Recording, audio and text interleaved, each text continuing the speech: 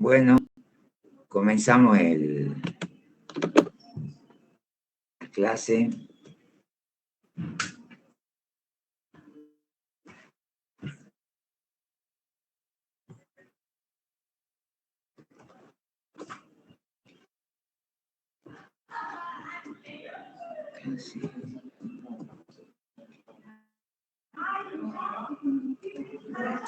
Bien, ya estamos ahí.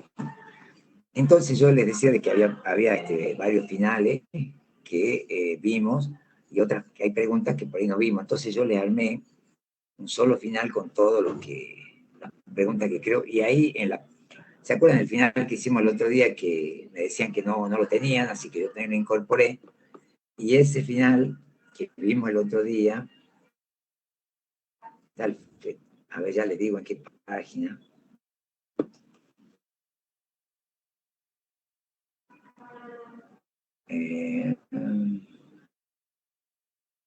Bueno, recuerden, chicos, que ustedes tienen el final que tomaron el 6 del 10, o sea, el final del 6, el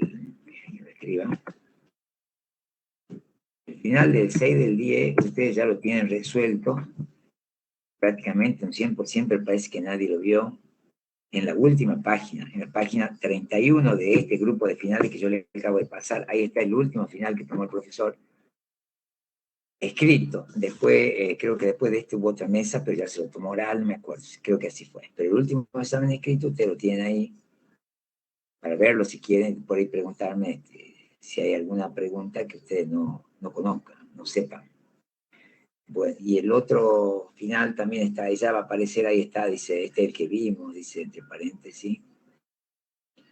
Después un segundito ya le digo en qué página.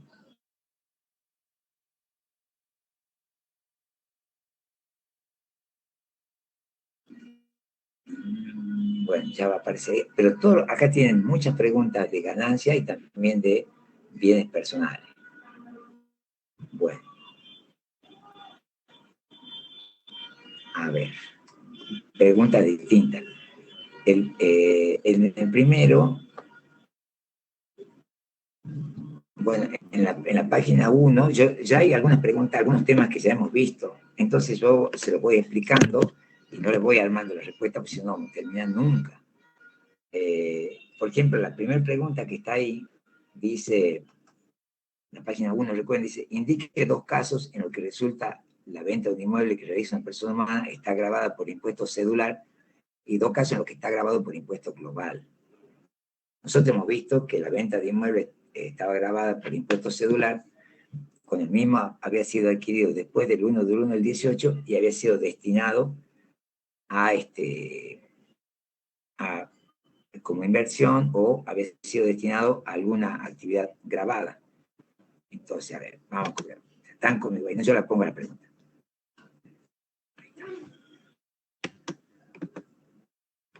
Bueno, usted la tiene ahí. Bien. Bien.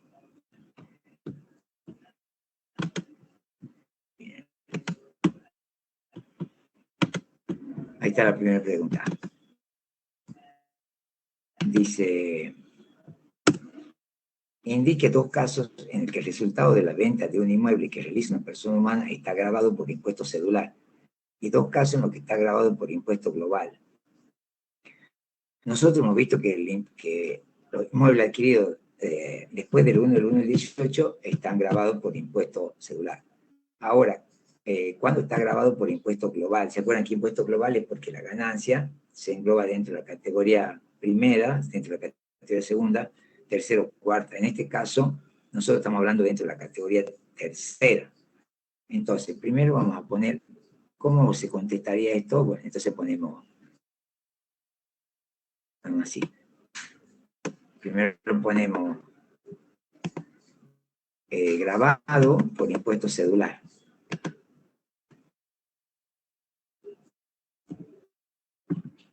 Entonces, poner yo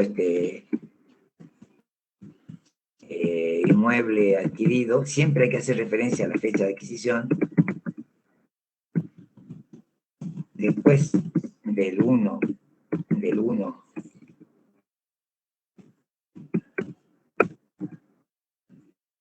2018,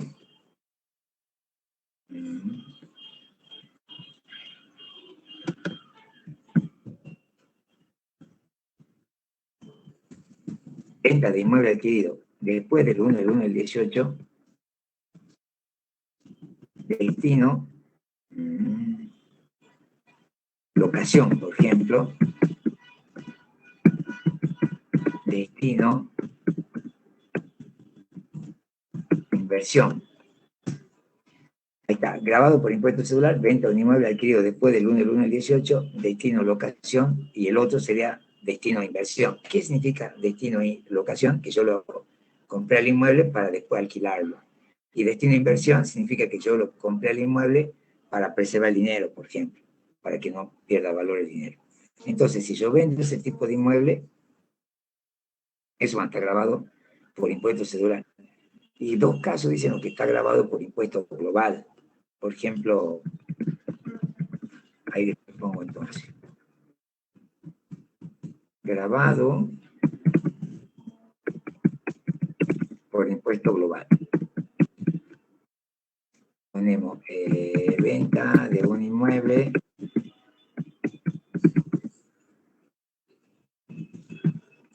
donde funcionaba una farmacia.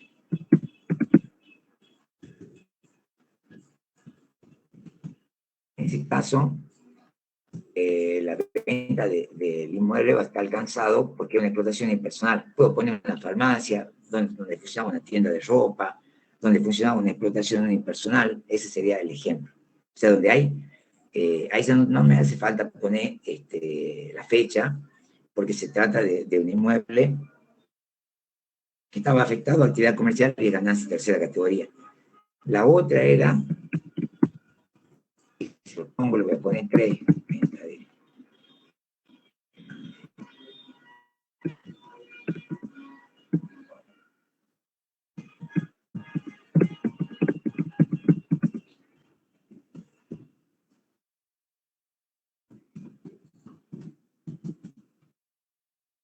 Dice, venta, ay Dios, mira acá, ahí está.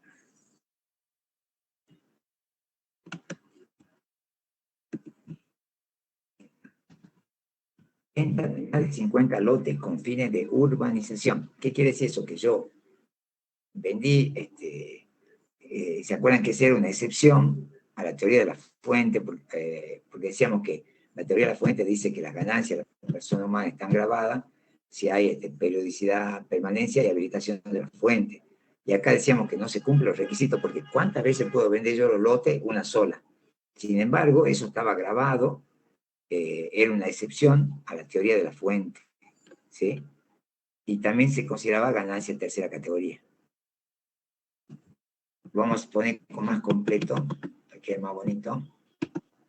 Entonces, venta de más de 50 lotes, dice, de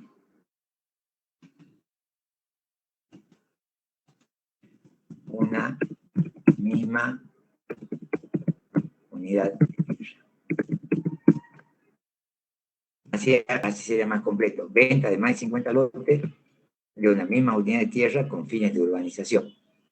Entonces, ahí tenemos otro ejemplo de alcanzado por el impuesto global. Y otro ejemplo, dijimos, venta de... Dice,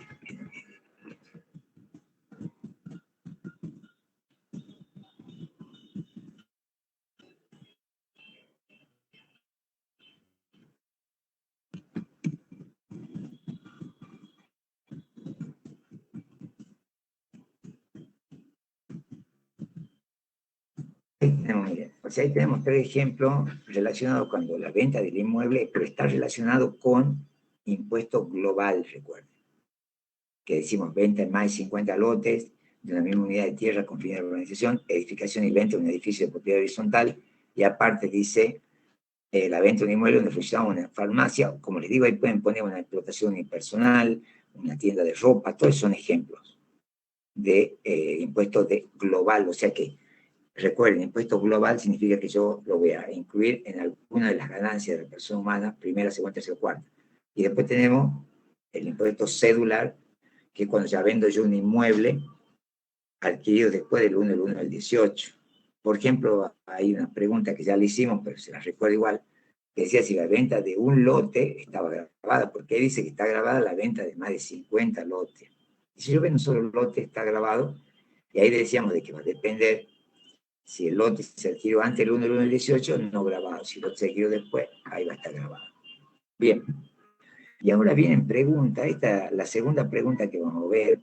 Antes se hacía más recurrente que ahora, pero hace referencia a la declaración jurada. Ustedes tienen que acordarse que, a ver, no sé si ver, acá. Ahora nos van a hacer preguntas sobre la declaración jurada de la persona humana, que tenía 3 partes, ¿se acuerdan?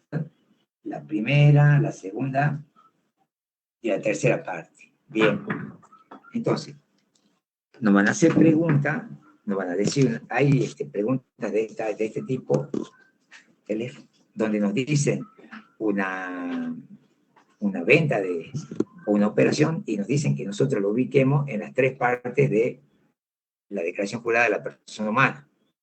Por ejemplo, dice, la venta que realiza una persona física de un automóvil de su propiedad que destinaba a uso particular, ¿por qué valor y cómo se refleja en su declaración jurada? La venta que realiza una persona de su auto de uso particular. Por ejemplo, cualquiera de ustedes dice, me venden mi auto y vendo el auto, ¿sí? Y supongo que ustedes son sujetos que pagan el impuesto a las ganancias. ¿Por qué valor y cómo se refleja en su declaración jurada? Y ahí, bueno, hay buena onda, les dijo, la determinación de la ganancia, la justificación patrimonial, la situación patrimonial, si quieren no le dice nada. Cuando aparece, ustedes se van a dar cuenta que tienen que hacer, porque dice, ¿por qué valor y cómo se refleja? Esta es la parte más importante de la... Entonces yo ahí me doy cuenta que tengo que hacer referencia a las 3 partes de la declaración jurada: determinación de la ganancia neta imponible, la situación patrimonial y la justificación patrimonial, que nosotros ya lo vimos eso. Entonces, nos dan los valores, le dice, considere los siguientes datos: precio de venta, 2 millones. Costo de adquisición del automóvil, 1.800.000. 1.800.000. Valor residual del auto, 360.000. Bien, entonces ahí nosotros tenemos que ver qué pondríamos de esa operación, qué pondríamos en cada parte de la declaración jurada, qué pondríamos en la primera parte, qué pondríamos en la segunda y qué pondríamos en la tercera. Entonces, ven que dice determinación. ¿Cómo se hace esto? Se hace así, miren, se pone determinación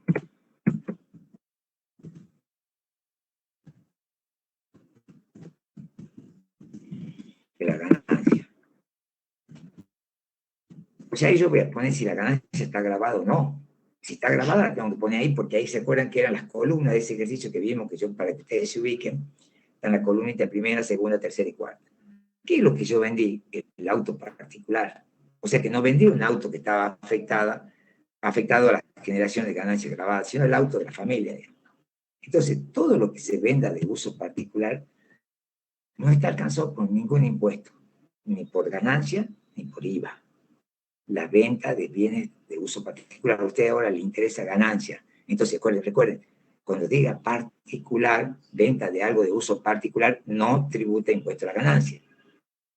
Y esa ganancia, ¿dónde la voy a poner? Va a ser una ganancia no grabada que va en la justificación patrimonial. Nosotros hemos dicho que en la columna 2 de la justificación patrimonial yo pongo las ganancias exentas y las ganancias no grabadas.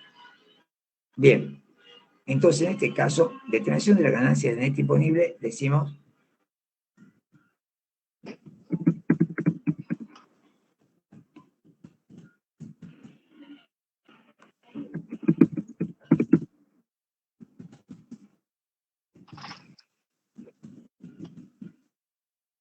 incluso yo le voy a decir lo mismo que le digo a los chicos cuando ustedes brindan impuestos 2. Supongamos que yo estoy haciendo sí, profe, no me acuerdo si nos dijo que la venta de uso particular está exenta o está no grabada, no me acuerdo yo. Entonces, para no pifiarle, chicos, ustedes pongan así, miren. Determinación de la ganancia neta. Determinación de la ganancia no se realiza imputación. La ganancia está no alcanzada. Cuando yo pongo no alcanzada, puede ser exento o no grabada, pero no me equivoco. Yo pongo ahí no alcanzada. Patrimonio. Patrimonial, pongamos nosotros también. Nosotros habíamos dicho que la situación patrimonial, a ustedes, si hacen una declaración jurada de impuesto a la ganancia, les piden que detallen el patrimonio del cierre. ¿Qué va a pasar en el patrimonio? Porque yo estoy vendiendo un bien que está en mi patrimonio. Si viene de uso en particular, forma parte de mi activo y lo estoy vendiendo. Entonces, cuando nosotros vendemos, cuando hablemos de la situación patrimonial, es como si estaríamos hablando de la contabilidad. ¿Qué hacemos nosotros en la contabilidad cuando hay un movimiento? Y bueno, reflejamos lo que sale y lo que entra. Eso tendrían que hacer acá en la situación patrimonial. Entonces, fíjense, dice, costo de adquisición del automóvil 1.800.000. Entonces yo digo, y esto es una frasecita que se tienen que acostumbrar a poner, dice,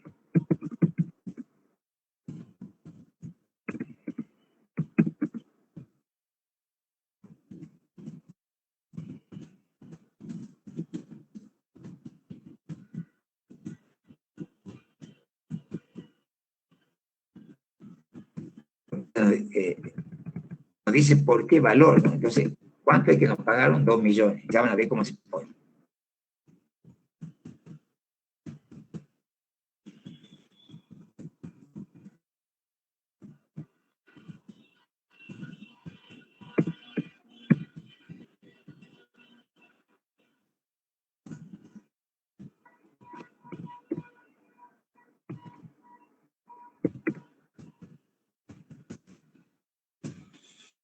Dice, se da de alta el activo recibido como contraprestación por 2 millones. No me dicen qué activo.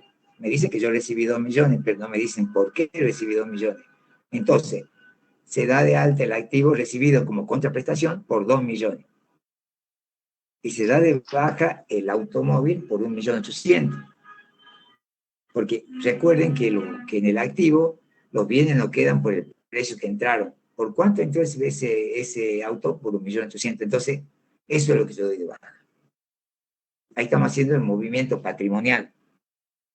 ¿Y qué va? Dice, y en la justificación patrimonial, ven que se ponen los valores también, porque dice en qué lugar y por qué valor.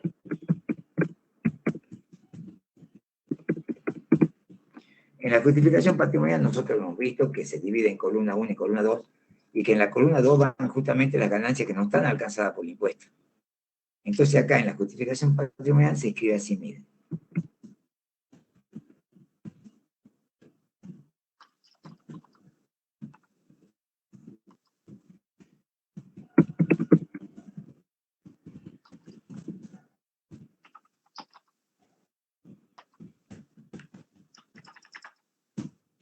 Ahí está. Se imputa en columna 2 el resultado de la venta por 200.000, porque es la diferencia entre los 2 millones y 1.800.000. ¿Y qué hago con ese valor residual del automóvil? Vieron que ahí nos dice, a ver, vuelvo a leer la pregunta, decía, la venta que realiza una persona física de un automóvil de su propiedad, que es destinado a uso particular. ¿Por qué valor y cómo se refleja en su declaración jurada? Determinación de la ganancia, la justificación patrimonial y la situación patrimonial. Y le dan los datos, precio de venta, costo de adquisición, y le dan el valor residual. El valor residual se utilizaría si la venta estaría grabada para sacar cuánto ganó, pero acá no. No obstante, así la venta esté grabada, yo de mi activo, recuerden que se aplica eso que yo les decía a ustedes, que era el método del congelado, que los bienes quedan por el valor que entraron. Entonces, ahí quedaría ese valor. A ver, espérenme un segundito, yo creo que hay otra más de ese tipo. ¿Por qué valor?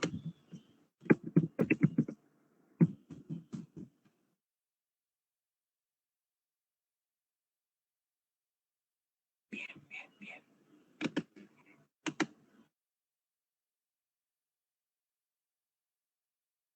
Bueno, está la misma pregunta. Un segundo. La misma pregunta se repite como en 3 finales. Ahí está. Bueno. Acá tenemos otra.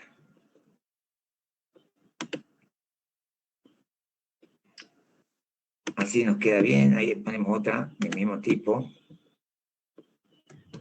Que a su vez ustedes para que tengan de dónde la estoy sacando, ¿no? Esta es de...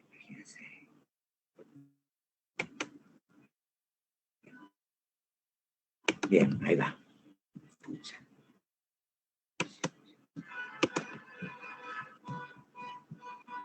Entonces, esta es la pregunta 6 de la página 33. Ahí ya les puse dónde la pueden encontrar y ahí les pego la pregunta. Bueno, leamos, miren, dice, pregunta 6 de página 33. Bien. La venta que realiza una persona física de su casa-habitación durante el ejercicio, ¿por qué valor y cómo se refleja en su declaración jurada? Considere los siguientes datos. Precio de venta 2 millones, costo de adquisición del inmueble 180.000, le sacó un cero, valor residual del inmueble 36.000, valoración fiscal 300.000. Bien. Por ejemplo, nosotros tenemos que acordarnos que la venta de un inmueble, si el inmueble se adquirió antes del 1 del 1 del 18, va a estar exenta. Si se adquirió después del 1 del 1 del 18, perdón, si se adquirió antes del 1 del 1 del 18, va a estar no grabado. Y si se adquirió después del 1 del 1 del 18, va a estar exenta. O sea que la venta del inmueble, la casa habitación, no está alcanzada por el impuesto. Por eso es que no le pone la fecha de adquisición. Porque sea que la fecha de adquisición es antes del 1 del 1 del 18 o es después del 1 del 1 del 18, no va a estar grabado. Entonces, normalmente, hay una gran probabilidad de que si le hace una pregunta de estos, sea de la venta de algún bien que no esté alcanzado por el impuesto. Hay una sola pregunta donde sí está alcanzado el bien por el impuesto. Acá no está alcanzado. Entonces nosotros vamos a terminar contestando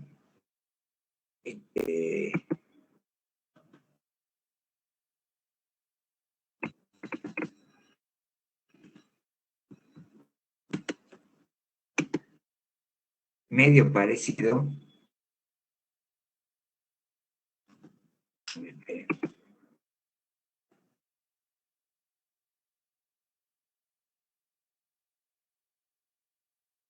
Entonces recuerden que hay que poner las tres partes. Cuando ustedes vean una ganancia que no esté grabada o que no esté alcanzada, como digo yo, la primera parte siempre la pueden contestar así. Fíjense que es lo mismo que pusimos antes.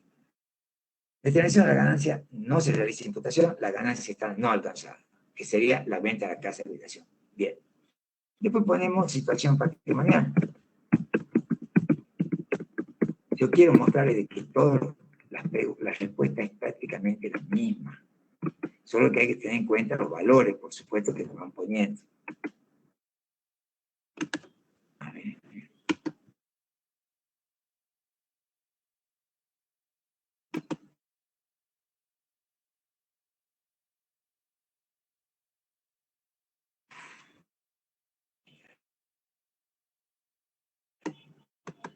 Miren, yo después quiero que ustedes las comparen con la respuesta que hicimos en la anterior, para ver que es exactamente la misma. Solo que cambia el activo.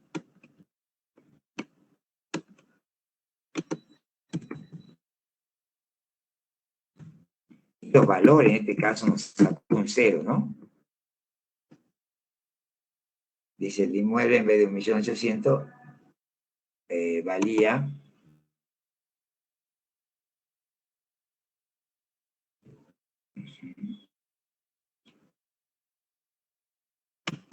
valía 180.000, ¿eh? Bien. Miren, ahí está. Dice exactamente lo mismo. Se da de alta el activo recibido en contraprestación. No decimos el dinero en efectivo, ¿no? Porque no nos dice qué activo, nos puede haber pagado con otra casa, con un auto. Entonces nosotros decimos, se da de alta el activo recibido como contraprestación por 2 millones, porque ahí decía 2 millones. Bien. Y se da de baja el inmueble por 100, a ver, creo que me falta un cero ahí. Sí, por 180.000. Bueno, acá ponemos esto más. Como ven, es exactamente lo mismo. Y en la justificación patrimonial también ponemos justificación.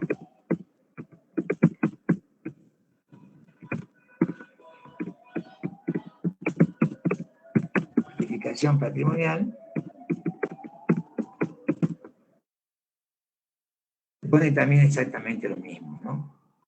O sea,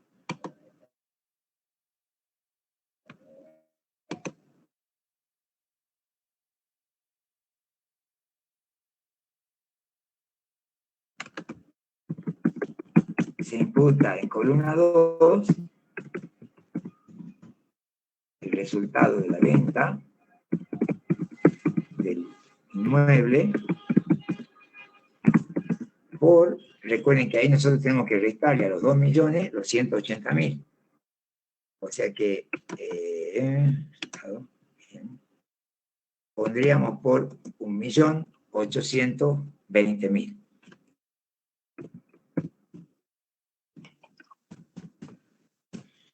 Entonces ahí tienen ustedes dos ejemplos de las preguntas, de cómo se contestan preguntas cuando el profesor nos dice que dice por qué valor en dónde de la declaración jurada de la persona humana se refleja la venta de tal cosa. Y esa venta, recuerden que siempre yo voy a ver de la operación, qué parte tengo que imputar en la determinación de la ganancia neta imponible. ¿Qué parte tengo que imputar en la situación patrimonial? ¿Y qué parte tengo que imputar en lo que es la justificación patrimonial, que sería la última parte? Bien. Ya está la segunda pregunta. Ahora creo que había otra más, un segundo. Y dos veces. Y después no volví a la segunda vez. Después siempre la misma del auto. Hay otra, que acá le voy a mostrar que es otro modelo de pregunta, también relacionada con la justificación patrimonial. Sí. En mi casa, ayer te hicieron lo mismo, desde las 2 hasta las 4 estuvimos. Volvía, hijo de puta, yo decía, yo me iba, mejor me estaba quemando el live, no puedo prender nada. De lo que vos ganaste, ¿a cuánto lo vendiste? Lo vendiste a 2 millones.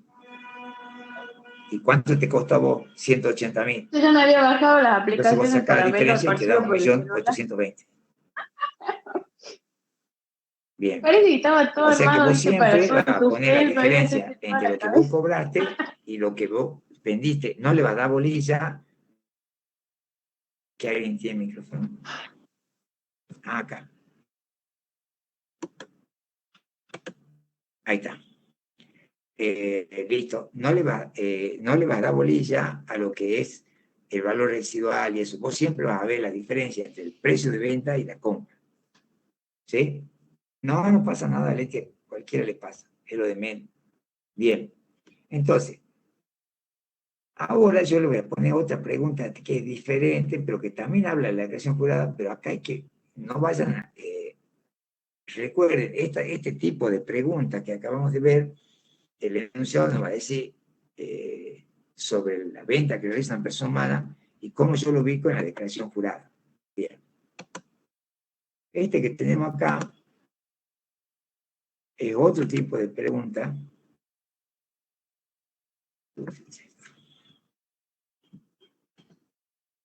Sí,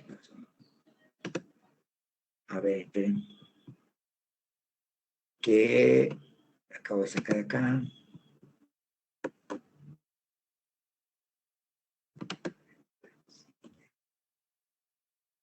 Esta que también tiene que ver, como les digo, con la declaración jurada. Pongo ahí.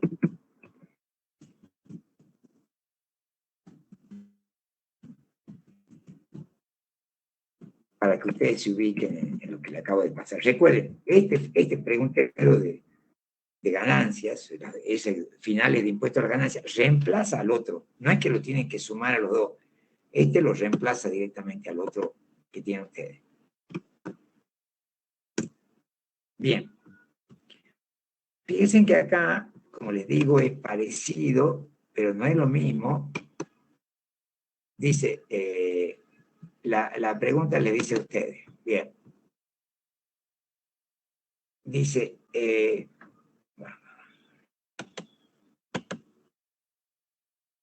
la pregunta dice, ¿cómo debe declarar un socio gerente de una SRL? ¿En qué parte y por qué valor en su declaración jurada personal? Lo siguiente, recuerden que el socio de la SRL, cuando hace su declaración jurada de persona humana, tiene que ver, dice, la retribución que le asignan como socio gerente. El monto está dentro de los límites deducibles por la sociedad que admite la ley. La retribución que le asignaron como socio gerente por el monto que excede los límites deducibles que admite la ley. Valor de la participación en la sociedad al inicio del ejercicio. Valor de la participación de la sociedad al cierre del ejercicio. Bueno, entonces nosotros ahí tenemos que analizar cada uno de los valores. O sea, el socio gerente, recuerden que el socio gerente es lo mismo que el director de la SA. Nosotros hemos dicho que la sociedad, cuando le paga sueldo al socio gerente o al director, va a poder deducir 12.500 por director o el 25% de la utilidad contable, el mayor. Que si le pagaba de más, era no deducible para la sociedad. Y también vimos qué pasa con los honorarios que cobra el director. Lo que cobra dentro del límite y lo que cobra fuera del límite. Bien. Pero los honorarios que cobra como director o como socio gerente de una SRL, la retribución, la ganancia, lo que le pagan de sueldo, es por el trabajo que realiza. Y nosotros hemos visto que cuando la persona trabaja, obtiene ganancias que denominamos de cuarta categoría. Entonces, la primera que dice la retribución que le asignaron como socio gerente, el monto está dentro de los límites deducibles. Entonces ahí en la primera nosotros ponemos ¿en qué parte? Dice, no es que tengo que poner las tres partes. La otra es una sola operación que dice, la que hicimos recién dice, ¿en qué parte de la declaración jurada y por qué valor? Y me da la operación. Cuando me dé así varios, yo solo tengo que poner en qué parte iría nada más. En una parte. Fíjense cómo es. Acá sería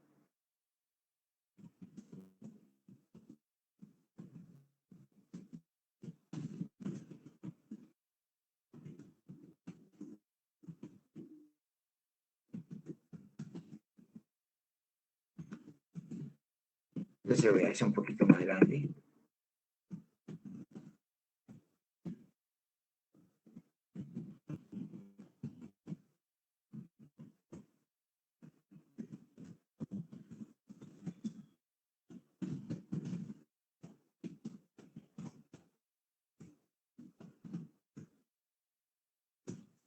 Como les digo, yo lo desarrollo un poquito más para que ustedes lo entiendan. Dice, se imputa como ganancia de cuarta categoría en la primera parte de la declaración jurada, determinación de la ganancia neta imponible. O sea, lo que quieren es saber en qué parte de la declaración jurada voy a imputar cada una de estas cosas. ¿Qué pasaba?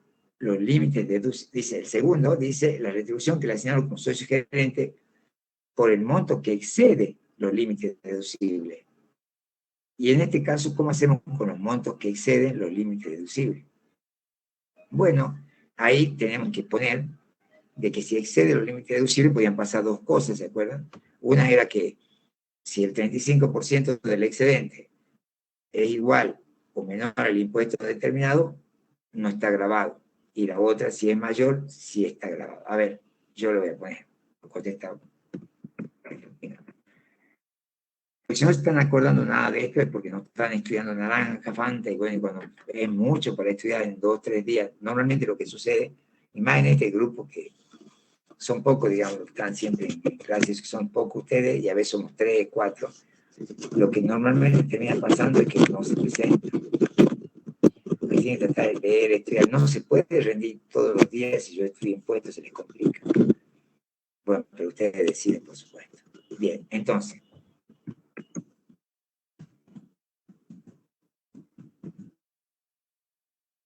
el monto excede.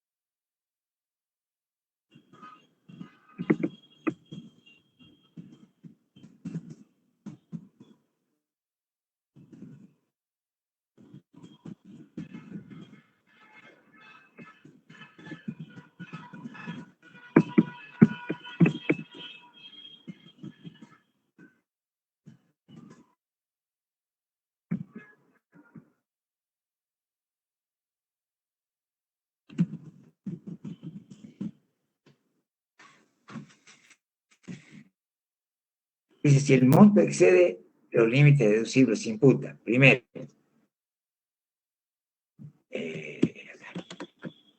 dije, pues, me entrego yo antes de decir, uy, no lo van a entender y no puedo.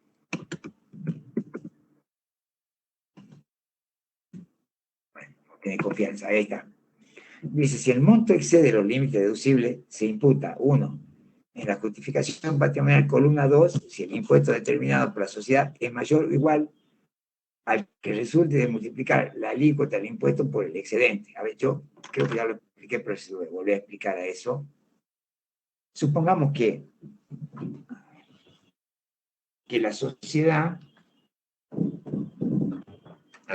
paga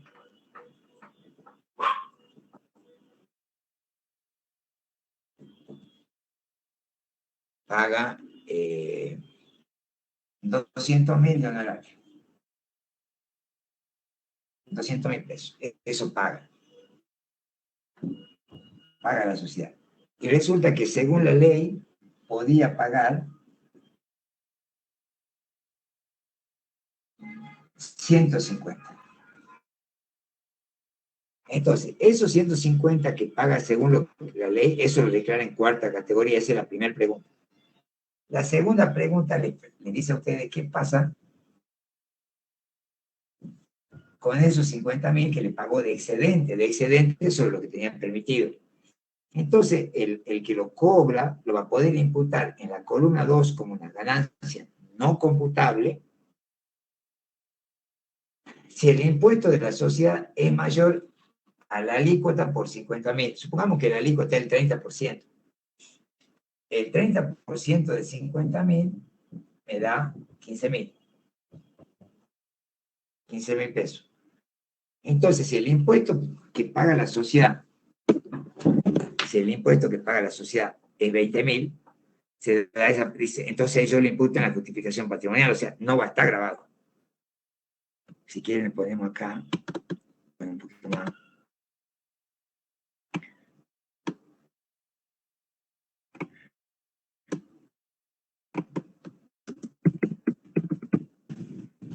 Este es uno de los temas más complicaditos, pero yo se lo expliqué con números todos, pero bueno, explicamos vuelta.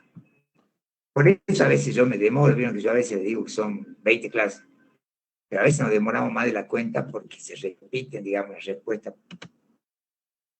Bien, en la justificación patrimonial columna 2, entonces, como ganancia no computable, si el impuesto determinado en la sociedad es mayor o igual al que resulta multiplicar la alícuota del impuesto por el excedente. ¿Y qué pasa si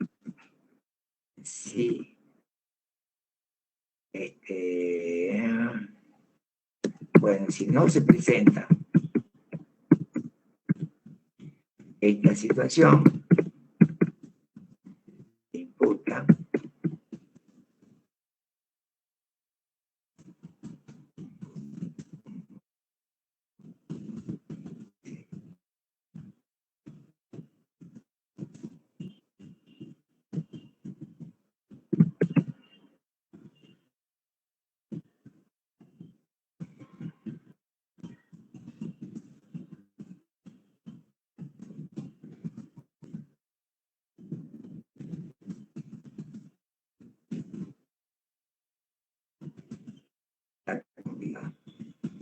bueno, si toca no me acuerdo por lo menos cuánto esto, cada una de estas vale 0,25. Si me llegan a tomar escrito, yo lo que tengo que lograr es sumar puntos en todas, digamos. Entonces, si vete medio larguita, porque dice, si no se presenta esta situación, o sea, si no se da de que el impuesto determinado es mayor a la alícuota multiplicada por la ganancia, entonces dice, si no se presenta, se imputa como ganancia de cuarta categoría el excedente de los honorarios con respecto a la ganancia sujeta a impuesto. Está medio complicada esta parte, pero bueno, ustedes recuerden de que si puede ser que sea no computable o puede ser que sea computable. Como una respuesta distinta, bueno, puedo, por ejemplo, hacer una respuesta más para que sume algo, para que puedo poner, vamos a ponerle como título, La respuesta correcta es la que yo les puse ahí, pero ¿cómo haría para sumar? Bueno, pongo si el excedente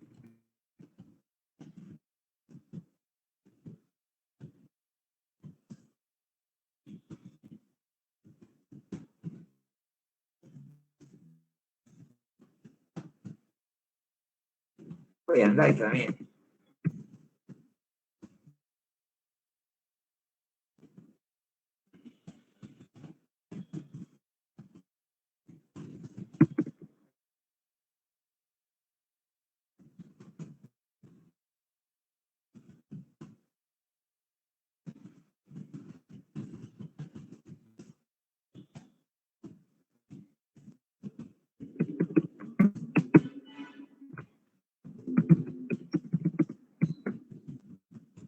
Esta me gusta para más, no es tan técnica, por supuesto, no es tan completa como la de arriba, pero esta, anda bien, incluso lo van a entender más ustedes.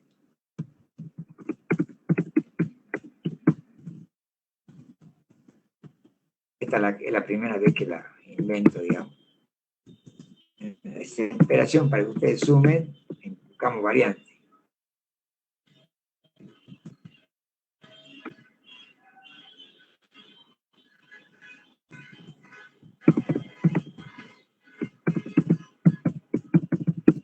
O sea, la técnica sí la que es esa que de arriba, ¿sí? Y digamos, la opción sería esta. Si el excedente, ustedes directamente dicen, si el excedente está grabado, se incluye en la determinación de la ganancia neta como ganancia de cuarta categoría. Si el excedente es no computable, se imputa en la columna 2 como una ganancia no alcanzada y listo. Ahí también estoy contestando cómo lo imputo, porque eso me están preguntando. En el de arriba, en el que está más detallado, yo les cuento cómo se calcula. Pero acá directamente ponemos, para mí puede andar la segunda respuesta, creo que esa la entienden más. O sea, si yo lo que pagué de más está grabado, va ahí en cuarta. Si no está grabado, va ahí en la columna 2, con una ganancia no alcanzada, pero no le decimos cómo hago yo para, en qué caso va en un lado y en qué caso va en otro. ¿Sí se entiende, no? ¿Sí? ¿Me entienden la respuesta a esa alternativa? Creo que es más fácil para que ustedes puedan llegar a sumar puntos con esa partecita de la pregunta si llega a ser escrito, que no sabemos. Vamos a tener una idea ahora cuando vean estos exámenes. Después dice, nos faltan estos dos, yo lo voy a volver a copiar porque ya quedó muy arriba, usted igual tiene la pregunta.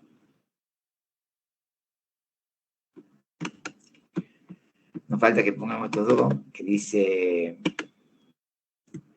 valor de la participación social al inicio del ejercicio, valor de la participación de la sociedad al cierre. ¿Qué sería el valor de la participación de la sociedad? Usted tiene que pensar, es un activo. Yo me tengo que acordar que los activos van en el medio de la declaración jurada en la situación patrimonial. Entonces ponemos así, yo lo voy a contestar sobre una pregunta.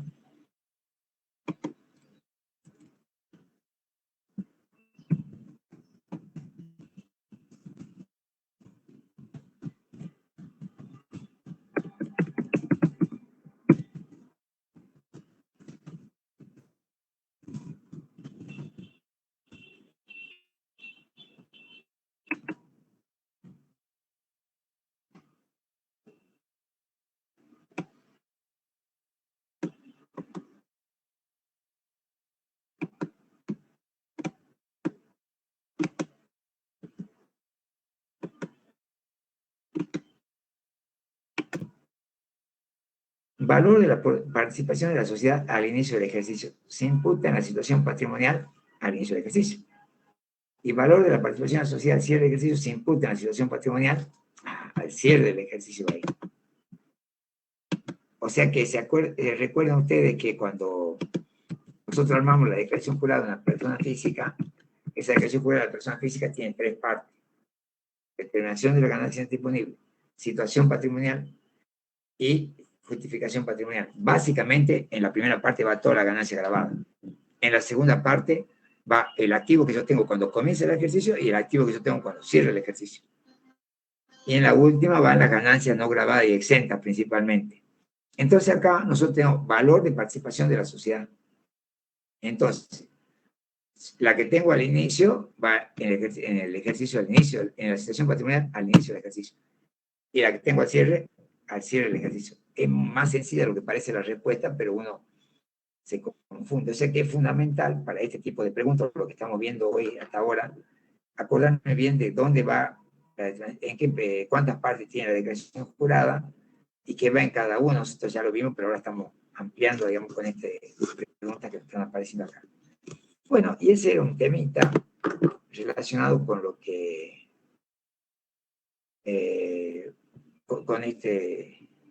con lo que es la declaración jurada. Bien. Volvemos a la página 1. En la página 1, la pregunta que viene ahora es así, decimos,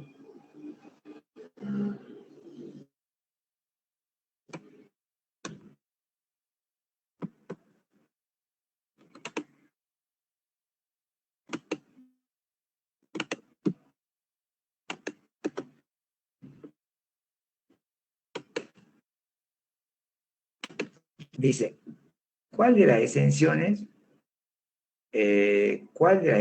enunciadas en el artículo 26 de la ley no le resulta de aplicación a los sujetos que deben practicar ajuste por inflación? Ya la hicimos esa.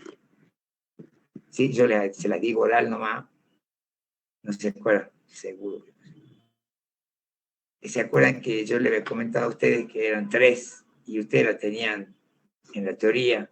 Yo de ahí la saqué y la pegamos que era, a ver.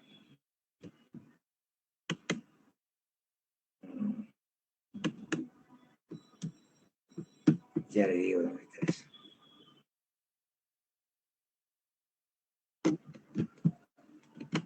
Ay.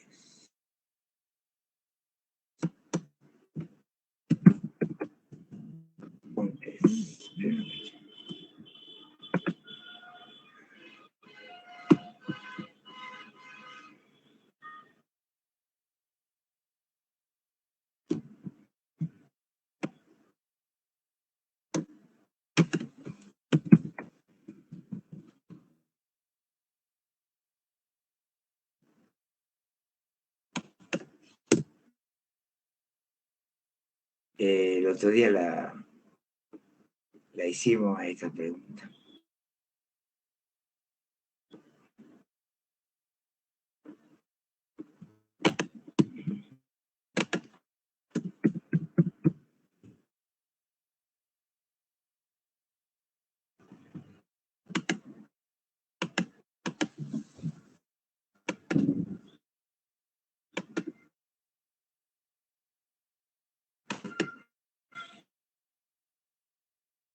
Esa la tiene en la página 37, que nosotros la vimos como cuál eran las exenciones, cuáles eran las exenciones que perdía la persona humana, ¿se acuerdan? ¿No? Bueno, son estas 3, miren. Dice, o sea que estas 3 que están ahí, a ver, yo les explico, vamos de vuelta, no importa que no se acuerden, vamos de vuelta. ¿Cuáles son las exenciones enunciadas en el artículo 26 que no les resultan aplicables a los sujetos que practican el ajuste por inflación? La pregunta que nosotros hicimos nos decía, señale cuáles son las exenciones que pierden aquellos que practican ajuste por inflación.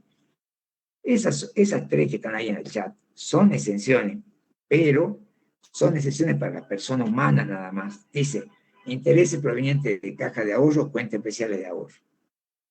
Ganancias derivadas de titulación y demás valores emitidos o que se emitan por entidades nacionales, oficiales, perdón, es lo mismo. Los montos provenientes de actualización de cualquier origen o naturaleza. Bueno, vamos a ver, entonces. Quiere decir que las personas que practican, o aquellos sujetos que practican ajuste por inflación, que nosotros desarrollamos todo en la clase, lo vuelvo a explicar, teníamos las sociedades de capital, otro tipo de sociedades, los comisionistas, consignatarios, las explotaciones unipersonales, entre otros, los 4 nombramos. Entonces, esa gente no puede aplicar, no puede decir, bueno, yo voy a poder aplicar tal o cual exención. ¿Por qué no pueden aplicar exenciones? Porque ellos pierden esas exenciones, que son interés proveniente de caja de ahorro, acuérdense en eso. Ganancia que se obtenga con operaciones, ya de títulos, puede ser la venta o los intereses de títulos, acciones y demás valores y las actualizaciones de cualquier origen o naturaleza. ¿Qué es una actualización? Una actualización es cuando, por ejemplo, una persona me debe dinero, yo le hago juicio, le gano el juicio, y bueno, pero los valores eran del 2020, ahora estamos en el 2023. Entonces el juez los actualiza esos valores y dice, bueno, mire, usted en el 2020 debía 20.000 pesos, bueno, ahora debe 80. Entonces esas actualizaciones para la persona humana no están grabadas porque sería el valor de que me debían reflejado a hoy. Sin embargo, una SA, que también puede hacer el juicio a un cliente porque no le pagó, dice, no, es como vos practicas ajuste por inflación, esa actualización de 60.000 pesos, porque eran 20 en el 2020, ahora son 80, sí va a estar grabada. Entonces, cuando dice la pregunta, ¿cuáles son las exenciones del artículo 26 que no le resultan aplicables? Son esas tres. Que si ustedes buscan, ya la tienen a la pregunta, pero no importa. Cosas que vean, son muchos temas. Entonces, acordémonos de que el sujeto por ajuste por inflación, que puede aplicarse de acuerdo a un ajuste estático y un ajuste dinámico, si bien tiene la posibilidad de recuperar un poco lo que pierde por el efecto de la inflación, dice, no, te voy a dar también las exenciones. Así que esa exención la pierde porque le dieron la posibilidad de hacer el ajuste por inflación. Bien. Ese era el número 3. Bueno, la 4 ya la hicimos. Dice que hablaba de las deducciones, decía el impuesto sobre bienes personales que debe ingresar una SRL en carácter responsable del sustituto. ¿Es deducible el impuesto a la ganancia? Bueno, ahí dijimos nosotros que cuando yo actúo como responsable del sustituto, quiere decir que pago en cuenta de la persona humana, no es deducible porque me reservo el derecho de cobrarle a la persona humana lo que aboné en su nombre. El impuesto sobre bienes personales que debe tributar una persona física por su activo es deducible de segregación por el impuesto a la ganancia. Recuerden que el impuesto a la ganancia yo puedo pagar otro impuesto, el impuesto a los bienes personales o el impuesto sobre el activo. Entonces, yo solo voy a poder deducir la parte que corresponde a bienes generadores de ganancia grabada. El impuesto a la ganancia que ingresa una sociedad por un tercero es deducible. Nada, che. A ver, vamos, si no se la escribo, bueno, no tengo un problema, pero nadie se acuerda que hayamos visto esta pregunta. O alguien la tiene a mano si se acuerda, o nada. No importa si no se acuerdan, pero tienen que decirme para que yo se la vuelva a dar, si no. Normalmente no, nadie se acuerda, digamos, pero no sé, capaz que el grupo es diferente. ¿Alguien se acuerda o nadie? Y contestarme como cuando por ahí no se escucha y me dan con un caño, entonces ahora contesté, o no se ve o algo, pero ¿qué parece? Nada, no se acuerdan de esta.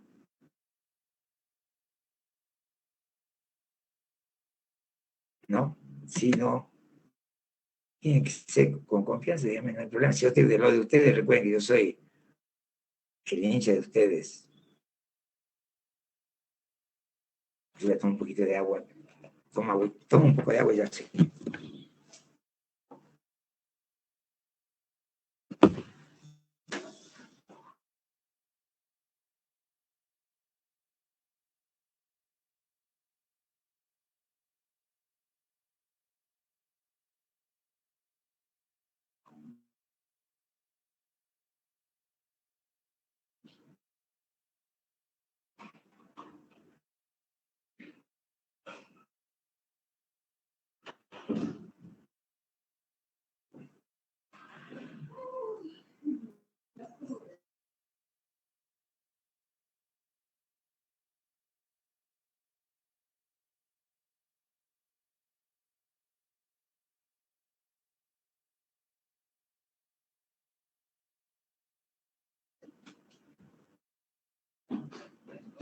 Ay, pues bueno.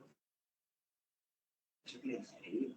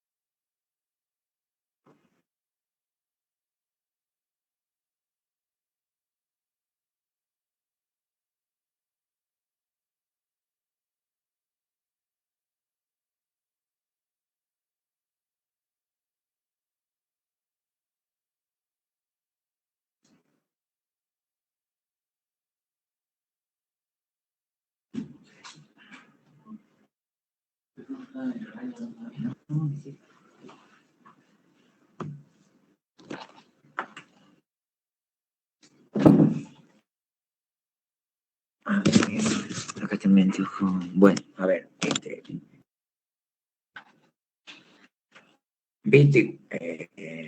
viste, considerando que dice que cayó Torres, que a veces que no se acuerda, entonces la hacemos también a eso, no hay problema.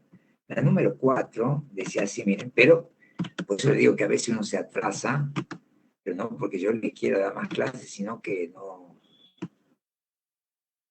acordamos conmigo. Ahí está. Mira, ponemos entonces la pregunta. Ahí está. Dice, el impuesto sobre los bienes personales que debe ingresar una SRL en carácter de responsable sustituto es deducible en su declaración jurada de ganancia. El impuesto sobre bienes personales que tributa una persona física por su activo es deducible en su declaración jurada de impuesto a la ganancia. El impuesto a la ganancia que ingresa a una sociedad por un tercero es deducible en su liquidación. El IVA que paga la sociedad es deducible del impuesto a la ganancia. O sea que nos pide que analicemos cuatro tipos de pago de impuestos y que nosotros le digamos si es que ese impuesto se puede deducir o no. A ver, y de ahí, de paso, aprendemos un poquito cómo viene la mano con el impuesto sobre bienes personales. El impuesto sobre bienes personales es un impuesto que se paga sobre los activos. ¿Qué son los activos de la persona humana? O sea, los activos de la persona humana es todo lo que yo tengo. Mis bienes, si recuerdan el concepto de activos, bienes, derechos, y cuando decimos derechos es lo que me deben. Lo que me deben puede ser créditos que yo di o puede ser que yo haya pagado por adelantado. Ese es el concepto de activo que tenemos que manejar en la contabilidad y en cualquier actividad dentro de lo que es la ciencia económica, el conjunto de bienes y derechos. Dentro de los derechos, los créditos otorgados y lo que pagué por adelantado. Bien. Entonces, la FIP me dice, hay un impuesto que vos, persona humana, tenés que pagar por tener activo el impuesto a los bienes personales. Entonces yo le digo, che, ¿y qué activo incluyo ahí? Che, ley, le digo, ¿qué activo incluyo en bienes personales? Y la ley me dice, todos. Menos, dice, menos lo que vos tengas de participación en una sociedad. Por ejemplo, el que digo yo siempre, yo tengo acciones, supongamos, en mi caso, ¿no? Yo tengo acciones de Telecom. Entonces le muestro a la normativa o a la FI, le digo, che, ¿y esta? No, esa vos no la declaré. Esa va a pagar por cuenta tuya la sociedad en la que vos tenés invertidas esas acciones. Es decir que, por eso las sociedades, la SRL, la SA, cualquier sociedad, va a pagar como responsable sustituto por la participación de la persona humana en su capital. Ya sabemos entonces, igual lo vamos a ampliar cuando va bienes personales, pero ya sabemos de quién estamos hablando. Perfecto. Ahora dice, el impuesto sobre bienes personales que debe ingresar es deducible en su declaración jurada de ganancia. O sea que si la SRL, recuerden que yo puedo deducir todo lo relacionado con ganancia grabada. Acá le pregunto a ustedes si la SRL puede deducir lo que paga por cuenta mía. Dice, si yo pagué por cuenta del profesor 2.000 pesos, ¿lo puedo deducir eso porque él es socio de sociedad? Entonces la ley va a decir, no, cobrar al profesor los 2.000 pesos, que vos has pagado cuenta de él, pero vos no lo podés deducir. Entonces, ¿cómo se contesta esta primera? Vamos a la primera. Sí me entienden, ¿no? Cualquier cosa me pregunta, no me molesta para nada. Pero se ven, esto se repite mucho y también me la pueden hacer bien personal.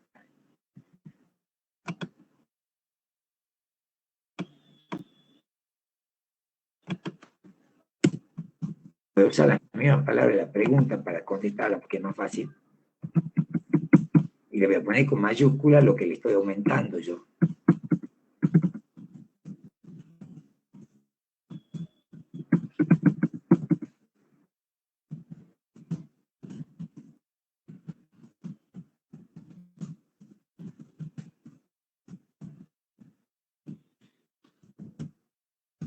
Cualquier cosa me pregunta con confianza. Dice, el impuesto sobre bienes personales que debe ingresar una SRL en carácter de responsable sustituto, no. es deducible en su declaración jurada de ganancia. Se reserva el derecho de cobrarle a los socios lo abonado en su nombre. O sea que la sociedad, si quiere, se reserva el derecho de decirme a mí, profesor, tiene que pagar los 2.000 pesos que yo pagué por usted. Normalmente hay un arreglo que no se cobra, pero en la mayoría, pero se reserva el derecho a cobrar. Y yo, si me lo cobran, tengo que pagar. Bien, esa es la primera. Bueno, la segunda parte de la pregunta nos dice el impuesto. Vieron que la segunda dice el impuesto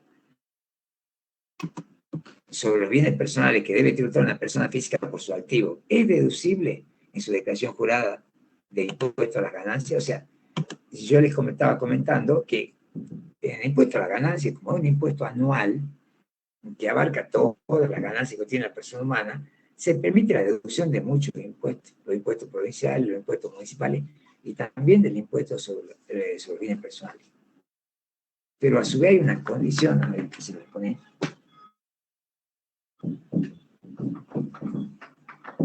Hay una condición que dice que la deducción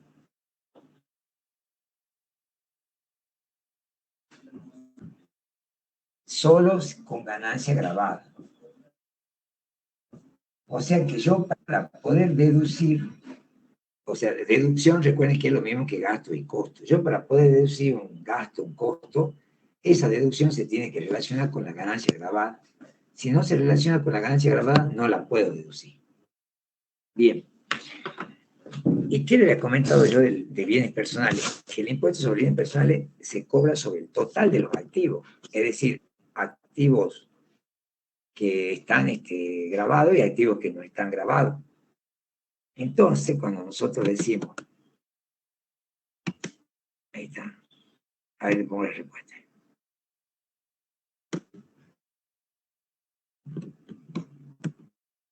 Recuerden que yo repito la pregunta sin una pregunta y le cargo lo que hay que decir.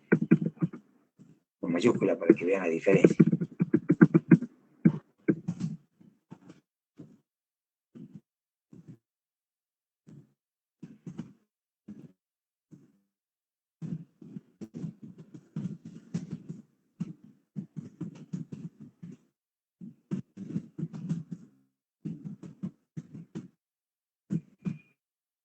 Dice, el impuesto sobre bienes personales que debe tributar una persona física por sus activos es deducible en su declaración jurada de impuesto a las ganancias, solo en la proporción relacionada con la obtención de ganancia grabada.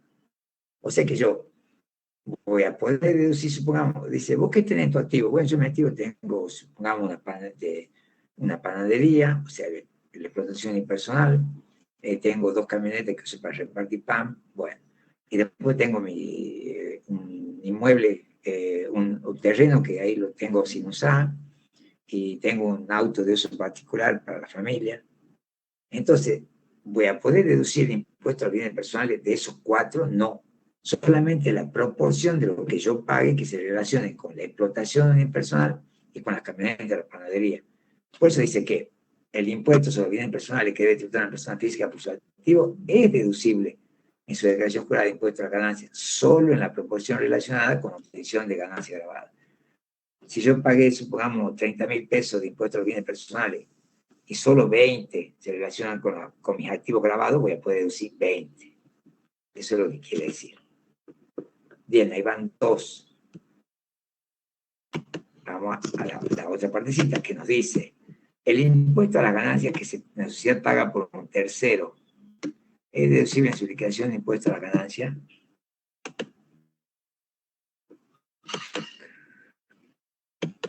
Entonces ahí ponemos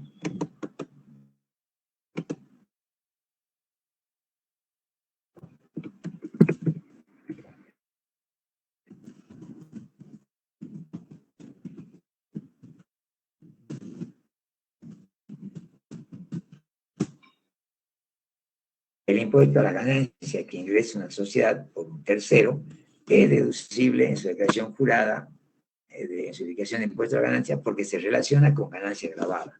¿Cómo es eso? Bueno, yo le he dado el ejemplo el mismo ejemplo que da Falco, que es cuando, por ejemplo, yo contrato un cantante del exterior que viene a dar un evento acá en la Argentina. Entonces, con el cantante del exterior, nosotros arreglamos que le vamos a pagar, no sé, $10.000, por ejemplo. Pero el cantante del exterior, cuando viene acá y realiza su presentación, va a venir a FIP y va a decir, che, cantante del exterior, tenés que pagar el impuesto a la ganancia. ¿Por qué? Porque si recuerden que los beneficiarios del exterior, o sea, la gente que vive en el exterior, tiene que tributar, o sea, pagar impuestos a la ganancia por la ganancia que obtiene acá en la Argentina. Entonces, como él está obteniendo ganancia en la Argentina, no dice, che, vos tenés que pagar el impuesto a la ganancia. Entonces, generalmente sucede que el cantante del exterior ya arregla con el que lo trae acá y le dice, mira, yo voy por $10.000, pero yo me traigo los $10.000 para mi país. Entonces, el impuesto a la ganancia que debía pagar el tercero, lo termina pagando la sociedad y se convierte en un costo más relacionado con el cantante del exterior que viene al país. Recuerden entonces que siempre se puede deducir todo lo que yo gaste si se relaciona con ganancia grabada.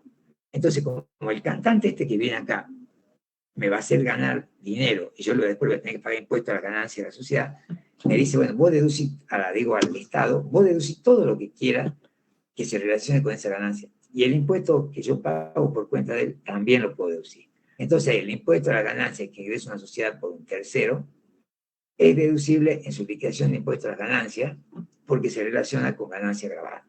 ¿Sí? Como ven, esta era medio larga la respuesta, pero sí es entendible, creo yo. Si no me preguntan, no me molesta, pregunten cualquier cosa. Y esta es medio tramposa porque por ahí ustedes como no, algunos sí, otros no, tienen el tema de impuestos 2. Dice acá, ahí la pegamos, dice, el IVA que paga una sociedad es deducible en el impuesto a la ganancia. Y no.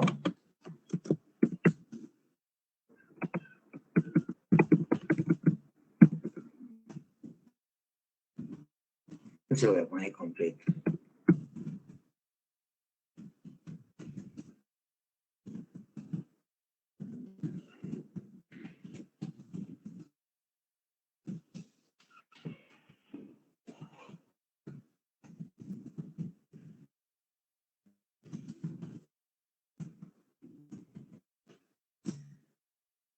El IVA que paga una sociedad no es deducible en el impuesto a la ganancia, porque el IVA lo paga el consumidor final.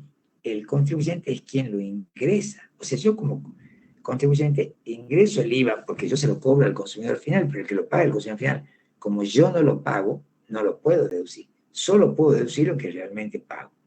Entonces, en esta preguntita nos hablaba de las deducciones que podía hacer la sociedad con respecto a ingresos que paga, a impuestos que paga, perdón.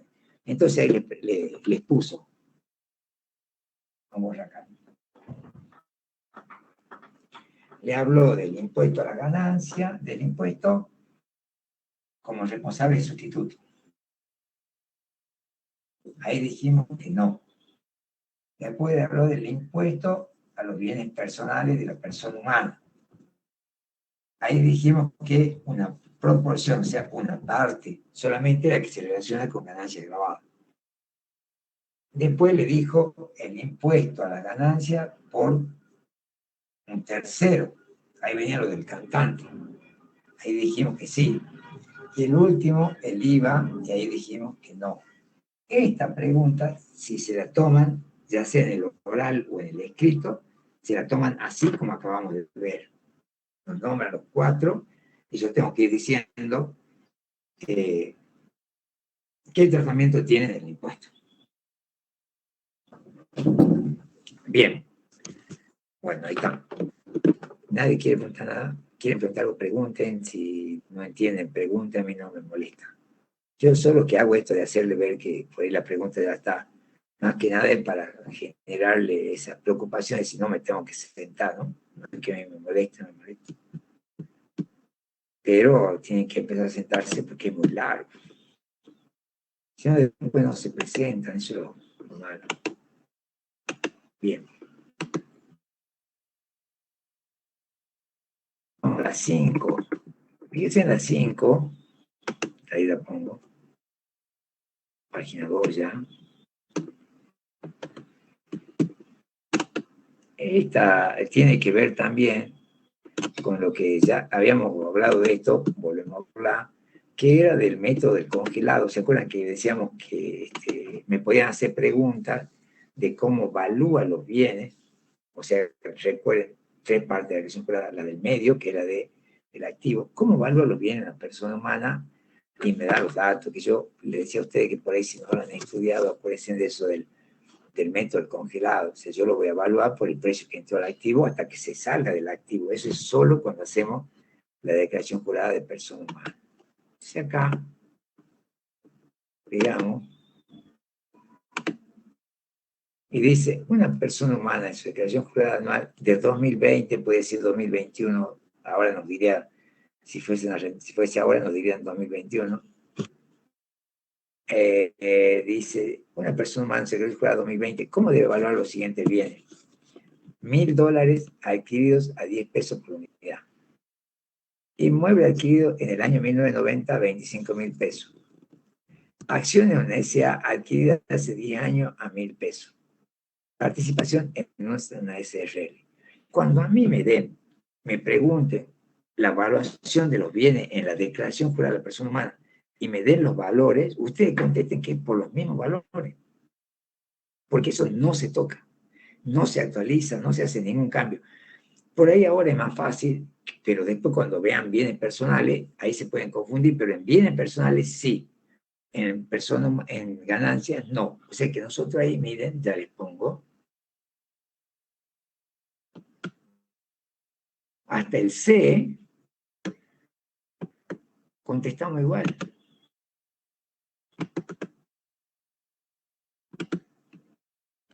Hasta el C, $1.000 adquirido a 10 pesos por unidad. Inmueble adquirido a 25.000 pesos. Acción de adquirida hace 10 años a 1.000 pesos. El único que cambia es el D. ¿Por qué? Porque el D, que sería la de la participación en una SRL, puede cambiar de un año a otro. O sea, puede ser que yo un año tengo 1.000 acciones de una SRL y al otro año tengo 800 y al otro año tengo 1.200. Entonces, la participación en la SRL y el patrimonio de la explotación de personal son los únicos dos valores que pueden cambiar en la evaluación del activo. Recuerden que es de la resolución 21-25 que ustedes tienen en cuando hablamos de declaración jurada. Les decía que normalmente no se estudia mucho eso cuando van a rendir, y pues, zafan acordándose de eso del método del congelado. O sea que es un invento mío que dice que todo lo que entra tiene que salir por el valor que entró, ¿sí? Y bueno, en el caso del D, va a depender, vamos a tratar de armarlo sin poner lo que dice la teoría, para ver si ustedes pueden por ahí armarlo razonando. Dice, sí, ¿cómo hacemos acá? Y bueno, vos tenés que, el BPP, hacer el ejercicio. Entonces, dice, ¿cómo debe evaluar los siguientes bienes? Bueno, sí. El D va a ser según el BPP. Recuerden que BPP significaba valor patrimonial proporcional. O sea, la proporción de su participación en el patrimonio. Ese sería el BPP.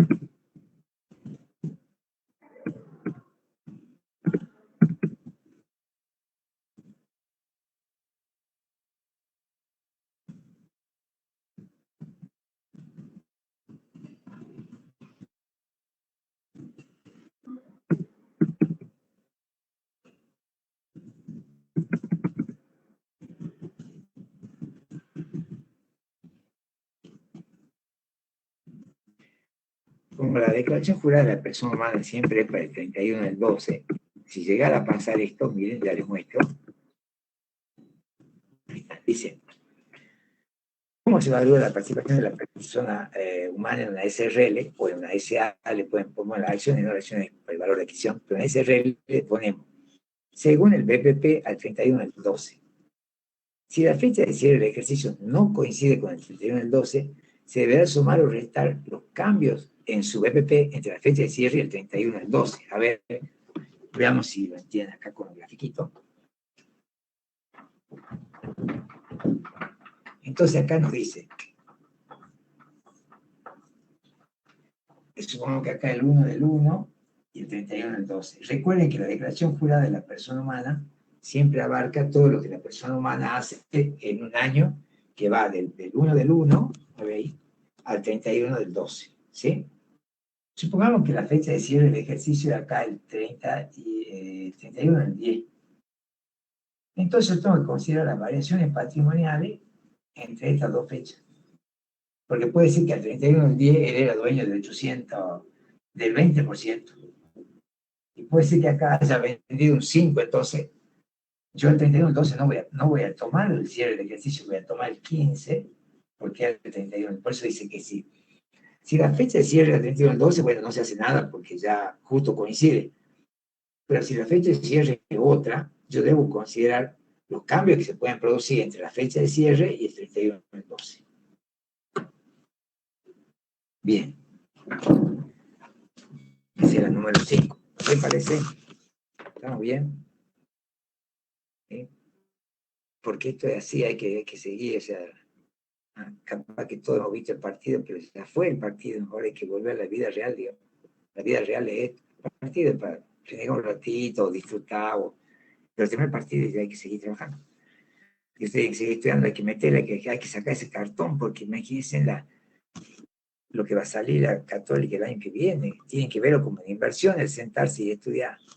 Hay que meterle porque, no sé, se imaginan si ahora vale 31 ya la cuota el año que viene. Así que hay que... Y no van a poder dejar porque ya están ahí de recibirse. Entonces, ¿qué hay que hacer? Y hay que meterle. No hay otra. Con tal se puede ver el mundial, se puede hacer gimnasia, se puede hacer un montón de cosas. Y también estudiar si el día tiene una guasada de horas, 24 horas. Hay que meterle. Y si no me alcanza el tiempo, duermo menos. Así hago yo. Y ya está, y ahí alcanza. Bien. Entonces, vamos a la otra pregunta. Vuelvo a decir de chico, todo con onda, ¿no? No es... No sé, jamás.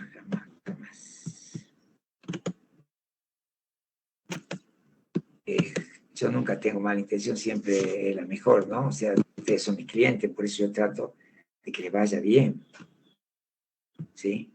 O sea, son críticas constructivas, jamás criticaría por criticar ni nada de eso. Pero hay que meterle, aunque sea media horita, una horita, cualquier rato, por día, igual suma.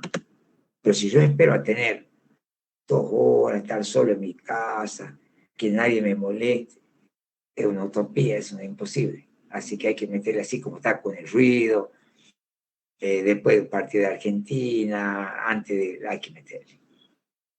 1 horita, 2 horitas por día, y se llega bien. Bueno, vamos con la número 6.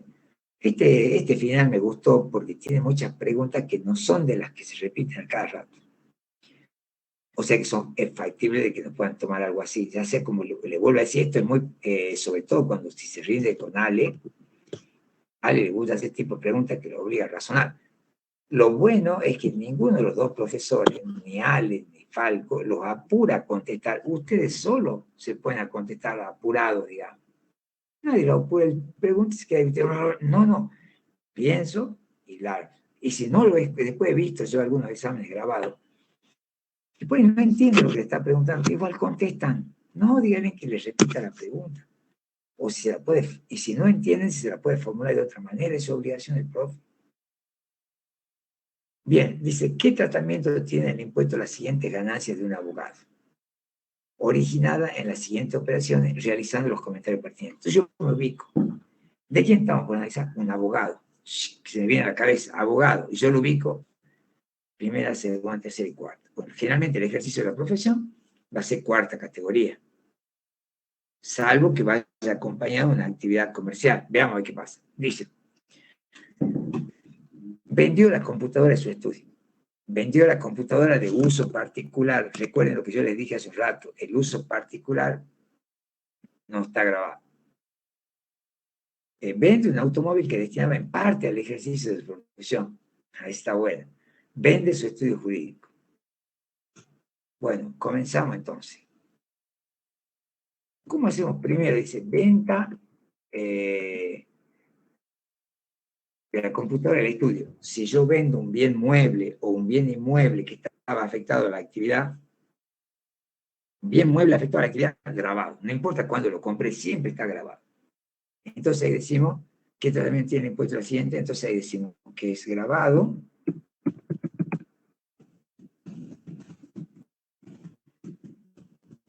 Y si está relacionado con el ejercicio de profesión, habíamos dicho que eso era cuarta categoría, no sé si se acuerdan que vimos la categoría, dijimos que la primera era renta del suelo, todo lo relacionado con la ganancia que yo tengo por explotación de inmuebles. La segunda dijimos que era renta de bienes muebles, renta capital, que era toda la colocación de capital, ya sea bienes muebles o también colocación de dinero, esa era la segunda. Tercera, renta empresa, que era cuando la persona humana tenía una participación en una sociedad colectiva, una sociedad de hecho, que no tributa en cabeza de la sociedad, sino en cabeza del socio, según su BPP, o era dueño de explotación personal. Y después también vimos ganancia cuarta, que era el ejercicio de, eran tres, yo le había dicho a ustedes que en los finales, ya sea oral o escrito, siempre toman tres ganancias cuartas. Ejercicio de la profesión, o sea, ser independiente, trabajo en relación de dependencia y honorario de director, que es lo mismo que el sueldo de socio gerente. Bien, veamos acá. Entonces, dijimos que el primero es grabado, ganancia de cuarta categoría. Listo. ¿Qué dijimos del segundo? Yo les había comentado a ustedes que cuando diga uso particular, no está alcanzado por el impuesto a la ganancia.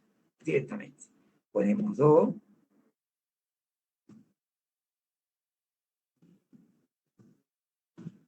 Mismo grabado, pero si quieren, yo como estoy con eso, que sea para no equivocarse.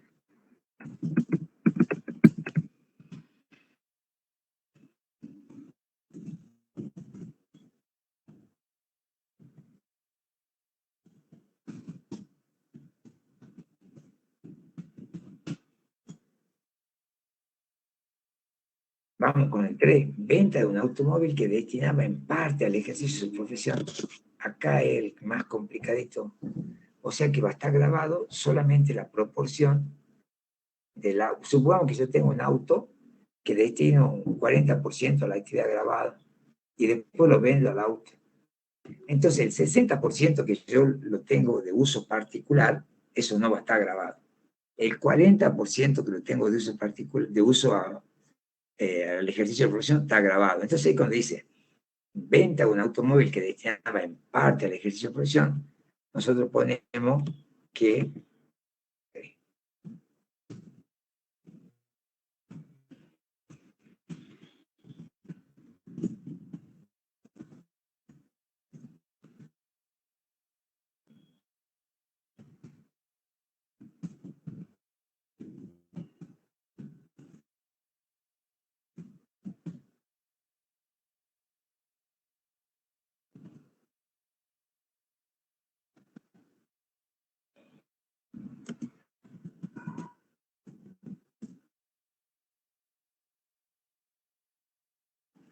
ahí está, ya sé cómo leerlo.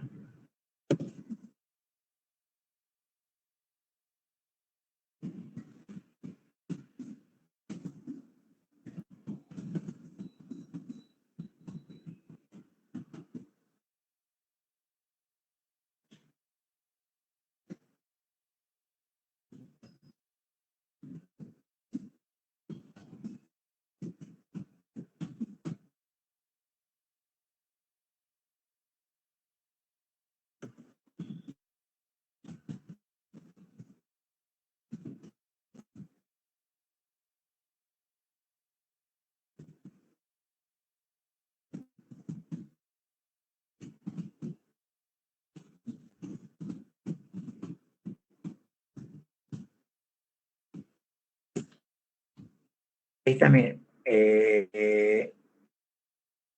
la venta de la parte que destinaba al ejercicio de la profesión está grabada. La parte que destinaba al uso particular no alcanzada.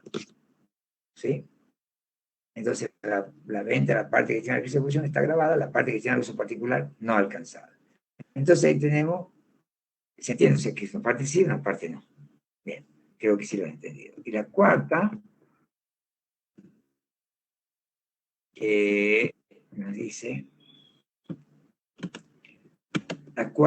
dice, espere, venta de su estudio jurídico. ¿Qué sería la venta del estudio jurídico? Sería un inmueble, pero no nos dice la fecha en que lo compró. Entonces ahí nosotros tenemos que diferenciar. Cuando nos da preguntas que yo tengo dos respuestas posibles, son esas preguntas que yo las llamo ni, digamos, no sé bien qué voy a poner, si una cosa u otra.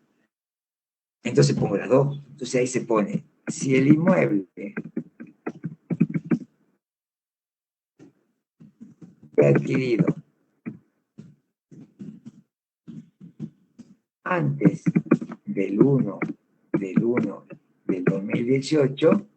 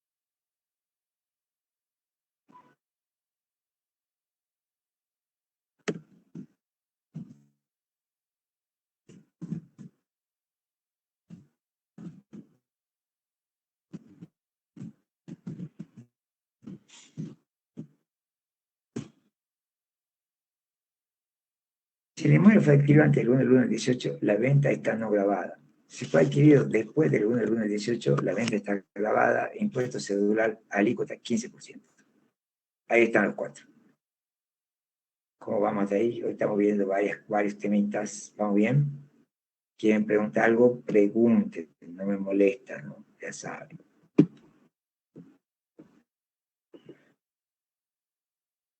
¿Vamos bien? Bueno, María. Cualquier cosa, chicos, pregunten. Vuelvo a decir lo que yo por ahí les digo, siempre con buena intención. Jamás tengo mala intención. Me alegra mucho cuando ustedes se reciben, cuando les va bien, porque quiere decir que a mí me gusta cobrar por lo que yo no hago nada si no cobro, pero tampoco me gusta que me paguen y después no les vaya bien. Así que por eso me preocupo y trato de ayudarlos de la mejor manera posible. Si ustedes me dicen si yo puedo, lo hago, no hay problema. Bueno, vamos a la siguiente. Este era medio largo, miren, estamos haciendo uno, que esa era la idea, que es parecido a lo que están tomando ahora, ¿no? A ustedes le van a hacer, chicos, así, como estamos haciendo ahora, 8 preguntas el profesor hace 8 de bienes de ganancia y 2 de bienes personales. Entonces, si ustedes cuentan, ahí tienen 10 preguntas. Y bueno, hay que sumar 6 puntos. Pero hay que tratar de pegarle alguna de bienes personales. Entonces, no es que yo tengo que saber todo así perfecta la pregunta, pero por ahí yo, supongamos, tengo 10 preguntas, sumo 4, 0, 50, tengo 2 puntos. Y sumo 4 con un punto, tengo 6. Ya aprobé. No es que la pregunta perfecta está aprobada y la otra no vale nada. Todo suma acá. Por eso hay que tratar de contestar todo, tratando de narrar bien nada más. Y bueno, algo me va a sumar. Vamos a la siguiente. Un profesional del exterior. ¿Vieron que a esta le encanta esto de los profesionales del exterior, que si el servicio se viene? No, eso no, sí, que si viene a brindarlo acá, si lo brinda afuera, dice, un profesional del exterior es contratado por la nación del país para dictar una charla en Argentina. Bien. debe tributar el impuesto a la ganancia profesional del exterior. En caso afirmativo, ¿cómo determina el impuesto y cómo se le ingresa? Esto, vamos a retroceder un poquito. Nosotros acá hablábamos de residentes del exterior, ¿se acuerdan? Que el residente del exterior tributaba, había dos tipos de sujetos. Acá estaba el residente del país, que es el que vivía acá, podía ser persona humana, podía ser persona jurídica, y tributaba por las ganancias del país, por las ganancias del exterior. Dice, acá vos me pagas ganancias por todo porque vos vivís en la Argentina. Después estaba el residente del exterior, que dice, no, vos no vivís acá, así que vos vas a pagar solamente por las ganancias que vas a obtener en el país. Eso se llama residente del exterior. Eso no le... O sea, yo tengo ahí lo que se llama, miren, residente del exterior. Tenemos residente del exterior. Que es lo mismo que poner beneficiario del exterior.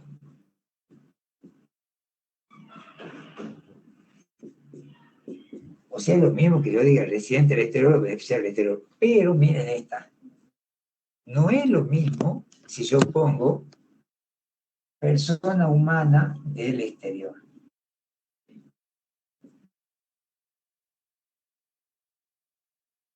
O sea, ¿cuál es la diferencia? Fíjense acá, ¿no? Voy de vuelta. Residente del exterior, beneficiario del exterior, persona física del exterior. Bien.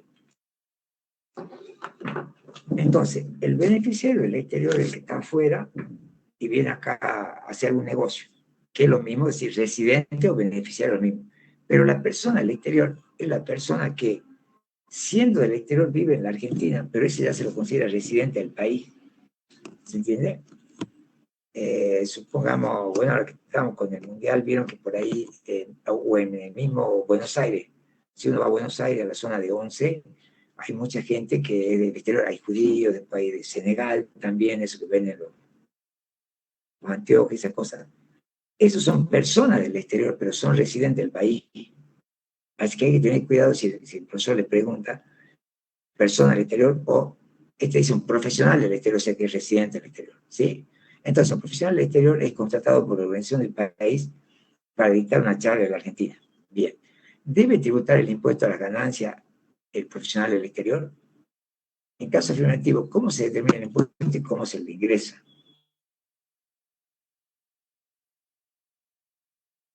Entonces, ¿cómo hacemos nosotros acá? Dice, sí, primero decimos que sí, de uno, o sea, la primera parte ya ustedes tienen que saberla o acordarse de lo que decíamos, que el residente del exterior tributa por las ganancias que obtiene en el país. Entonces, primero lo ponemos acá.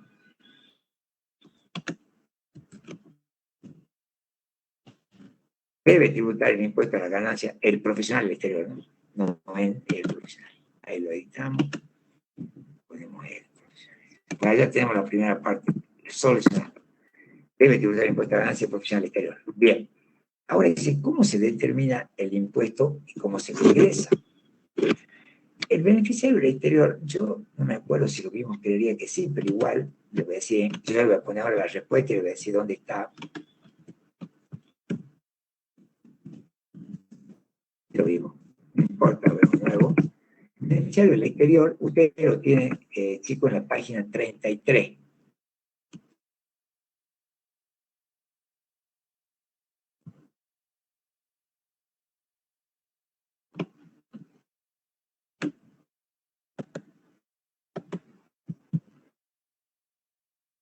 Espera un ratito, ya se nos armó.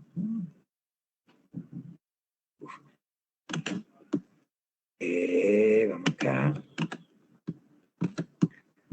Ponemos acá. Pegamos.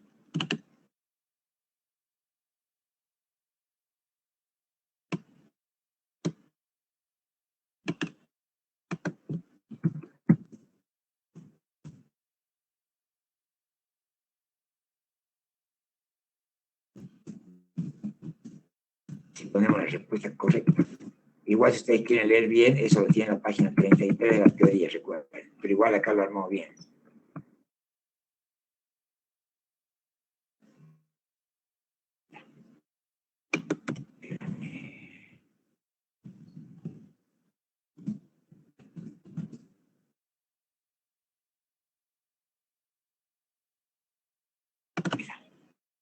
Dice, en caso afirmativo, ¿cómo se determina el impuesto? Mire, dice que el impuesto se determina efectuando una retención de carácter de pago único y definitivo del 35% sobre la ganancia neta que la ley presume para cada caso. O sea, para cada, cuando viene el beneficiario del exterior acá a la Argentina, le va a decir, che, ¿qué ha hecho? Y en la ley hay un artículo, que es el 93, que no me acuerdo bien, pero por ahí anda, que dice, de acuerdo a la actividad, cuánto tiene que pagar el impuesto, cuál es la base imponible sobre la que se va a calcular el impuesto. Ahí hay ejemplos, si ven ustedes en la página, que dice que si una persona tiene bienes muebles acá en el país, se va a aplicar el impuesto sobre un porcentaje de la ganancia. Fíjense, vuelvo a decirle, eso lo tienen ustedes, si tienen por ahí a mano el apunte, en la página 33 dice, por ejemplo, el 40% de la suma pagada por la locación de cosas muebles ubicadas en el país. Eso significa de que si yo soy del exterior y acá tengo dos tractores que le alquilo a una finca y le cobro 120.000 pesos por año, supongan para que haga un número redondo, serían 240.000. A esos 240.000 yo le saco el 40 y esa es la base imponible sobre la que aplica el 35. Por eso hay que decir, como les puse yo ahí, el impuesto se determina efectuando una retención de carácter de pago único y definitivo del 35% sobre la ganancia que la ley presume para cada caso, no sobre los ingresos, porque de los ingresos la ley supone porcentajes diferentes para distintas actividades que se pueden realizar acá en el país. Y después dice, ¿cómo se lo ingresa? Si le hace una retención, porque el beneficiario del exterior no tiene declaración jurada acá, no presenta una declaración jurada. Tampoco a veces viene, hace su cosa y chup, se vuelve. Entonces, ahí ponemos esto, miren, ahí te agrego que también está en la teoría, por supuesto, pero ponemos.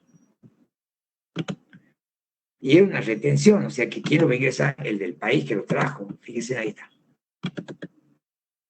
Esta respuesta, chicos, con esto ustedes se defienden, con eso que está escrito en el chat, se defienden para cualquier pregunta de residente del exterior. Siempre va a ser lo mismo. Che, el residente del exterior tributa impuestos a la ganancia, sí, aplica el principio de territorialidad, o sea, tributa por los impuestos por la actividad que realiza en el país. Ajá, ¿cómo tributa? Se le aplica una retención de pago único y definitivo, porque no presenta declaración jurada, del 35% sobre la ganancia que la ley presume para cada caso. Yo ahí le puse de ejemplo alquiler de mueble, alquiler de inmueble. También hay para cuando traen un cantante, hay un montón de cosas ahí. Pues no le piden que sepan todo, simplemente que sepan eso que está ahí, cómo determina el impuesto. ¿Quién lo ingresa? Lo ingresa el sujeto del país que realiza el pago, o sea, el que lo trajo. El que le pidió el servicio al beneficiario del exterior, el que lo contrató, es el que tiene que ingresar el impuesto. Bien. Esto, mire, vamos a terminar con la última, así terminamos este final, que está bastante completo. Según la normativa de ganancia, ahí está. Bien. Esto yo le expliqué el otro día cuando hablamos un poquito de deducciones, pero no le expliqué con la pregunta, ¿no? Le expliqué así la teoría de previsión de incobrable que yo le había comentado, que es la única previsión que se puede computar. Bueno, esta pregunta que está ahí es la única, chicos, que hay de deudor incobrable. O sea que yo si quiero saber de deudor incobrable, que es una de las deducciones especiales que tiene la persona jurídica, y me leo esto. Entonces dice, según la normativa de las ganancias, ¿cuál es el procedimiento a seguir para constituir la previsión de deudor incobrable? ¿Cuáles son los indicios de incobrabilidad para afectar la previsión? ¿Qué se dispone para los créditos de escasa significación? Entonces, la primera, yo lo veo ahí, a ver, la vamos a contestar. Vamos a contestar. La primera, no se la diré.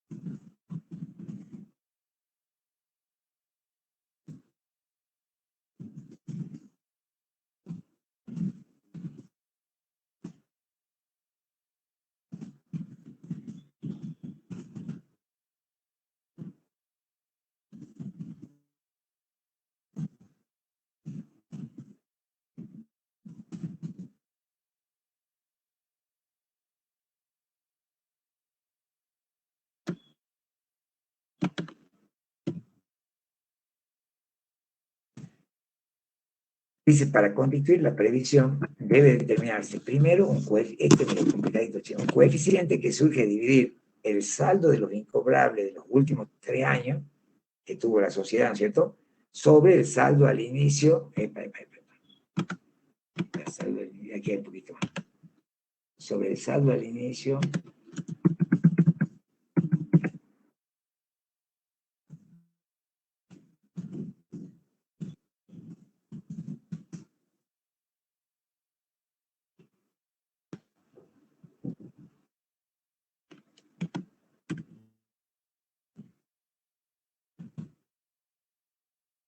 vamos a hablar con más propiedad.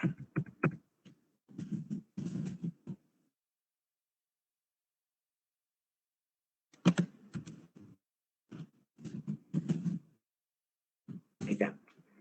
Para constituir la previsión debe determinarse primero un coeficiente que surge de dividir el saldo de incobrable de los 3 últimos ejercicios sobre el saldo al inicio de deudores por venta de los últimos 3 ejercicios.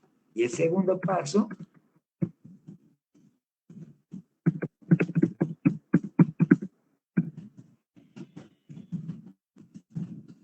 que lo tengan escrita.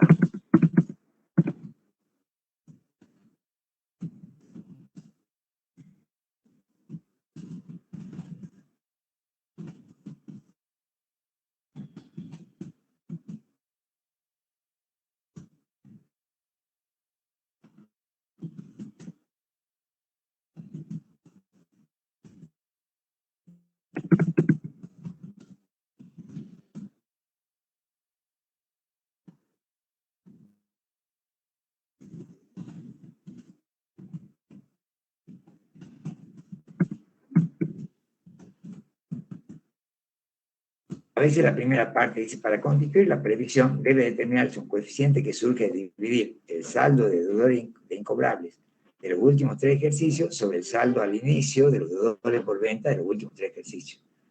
A ese coeficiente se lo multiplica por el saldo de deudores por venta al cierre del ejercicio en el que se constituye la previsión. A ver, yo voy a hacer un ejemplito con números chicos, a ver si se entiende. O sea, yo hago, supongamos que los saldos incobrables de los 3 ejercicios fueron 10.000. O sea, esta es una suma de 3 ejercicios. Y el saldo de deudores por venta al inicio fue de 100.000. Entonces el coeficiente va a ser igual a 10.000 dividido 100, me va a dar 10%. Bueno, y que el saldo al cierre sea 500.000, supongamos. Entonces yo saco el 10% de 500.000, 50.000. Esa sería la previsión.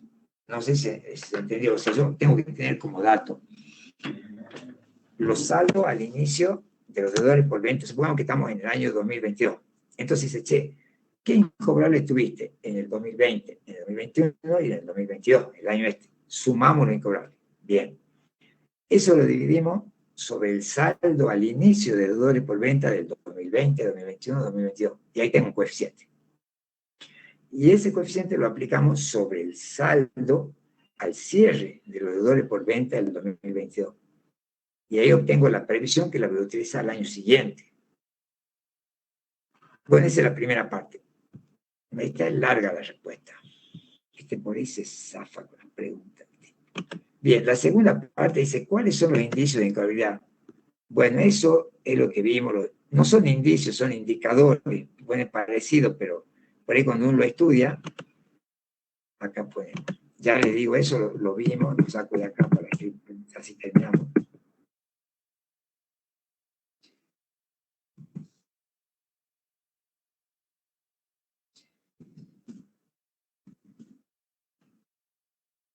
Ahí está. Reducción de tercera categoría. Bien.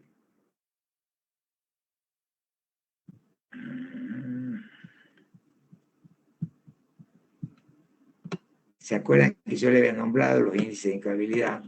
Le había dicho que eran varios, pero que se acuerden, 3 estaba bien, que era concurso preventivo, bueno, y les pongo ahí todo yo. Esos son los indicios. Los indicios en realidad son, esto dice 2 veces lo mismo, sacamos.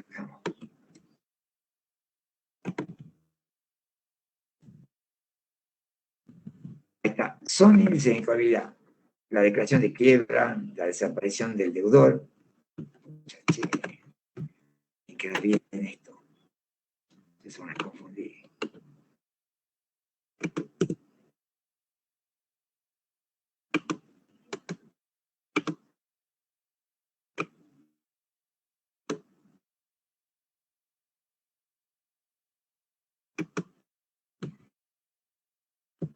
Este sería el B.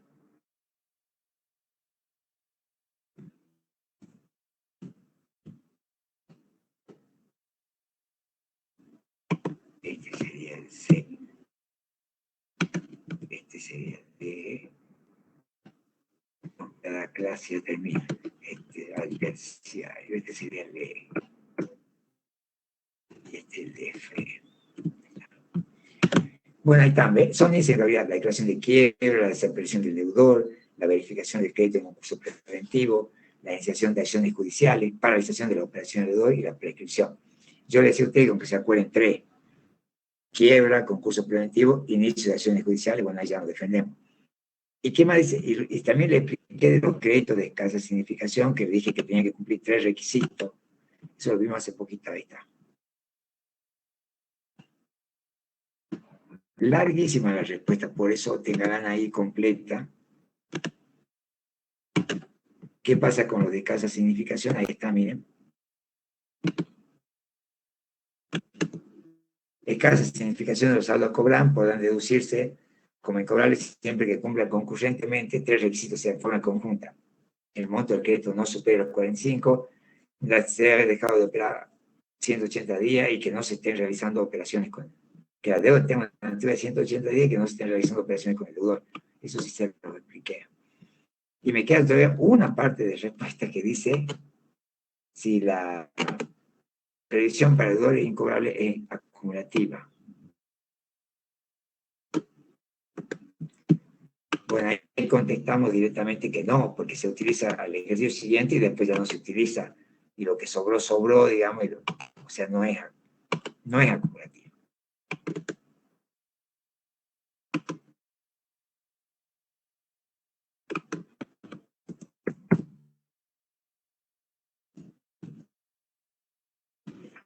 La previsión para el deudor incobrable no es acumulativa. Y bueno, ahí dejamos y nos vemos el viernes. Ya vamos a organizar cómo hacemos para las clases. Ya la semana que viene ya voy a tener tiempo para que podamos hacer día más. Y si no, bueno, para una clase menos y seguimos hasta llegar al final. Yo más que nada para poder alcanzar el número de clases que habíamos previsto. Así que bueno, nos estamos viendo el viernes a las 6. Y bueno, se rinde creo que el viernes impuesto a las ganancias, así que vamos a ver qué pasa. Ahí les cuento. Así que estén bien, chicos, nos estamos viendo el viernes.